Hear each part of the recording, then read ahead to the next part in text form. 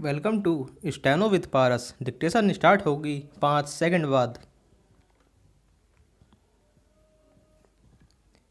Start.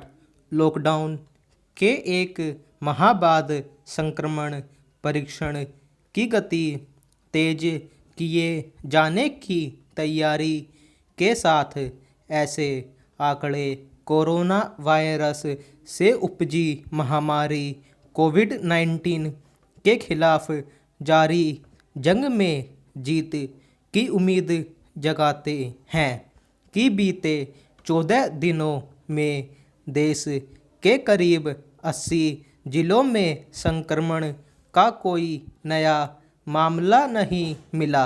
इसके बावजूद चैन की सांस नहीं ली जा सकती, क्योंकि देश के कुछ हिस्सों में कोरोना मरीजों की संख्या में वृद्धि चिंता का कारण बनी हुई है। एक ओर जहां इस वृद्धि को थामने पर जोर देना होगा, वहीं दूसरी ओर इसकी भी परवाह करनी होगी कि जीविका के साधनों को गति कैसे मिले।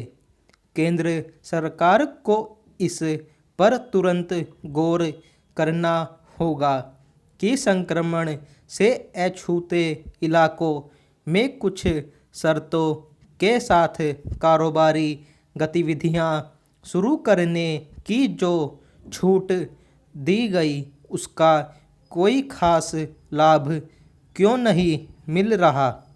उद्योग व्यापार जगत ने यह पाया कि लॉकडाउन में कारोबारी गतिविधियां शुरू करने के लिए जो दिशा निर्देश जारी किए गए, उनमें से कई ऐसे हैं जिनका पालन करना संभव नहीं।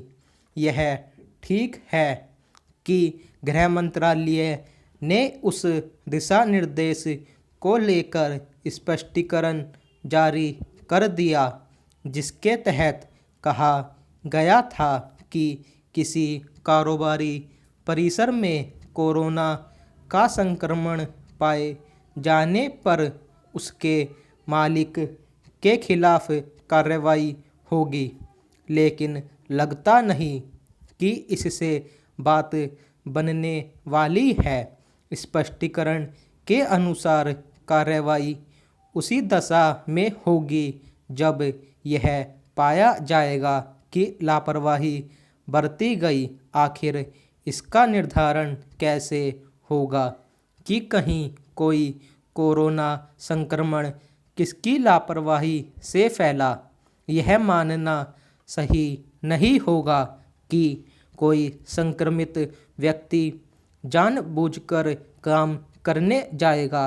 भूल और लापरवाही में फर्क किए जाने के साथ यह भी देखा जाना चाहिए कि कोरोना वायरस से फैल रही महामारी ऐसी है कि कोई भी उसकी चपेट में आ सकता है। पहरा, यह ठीक नहीं कि उद्योग व्यापार जगत के समक्ष यह भी स्पष्ट नहीं कि किस इलाके में किन कारोबारी गतिविधियों की अनुमति है।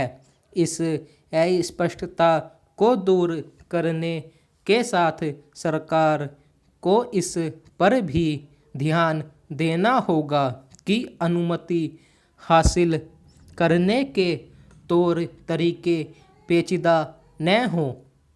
अनुमति हासिल करने के मामले में कागजी कार्रवाई का कोई मतलब नहीं।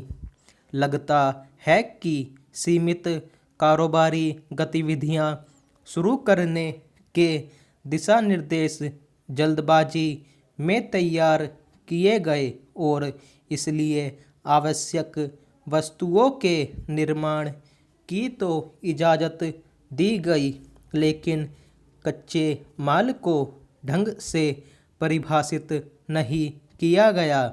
इसी तरह कृषि कार्यों को तो छूट दी गई, लेकिन कृषि उपज और खासकर चाय, कॉफ़ी, रबड़ आदि की पैकेजिंग को लेकर स्पष्ट निर्देश नहीं दिए गए।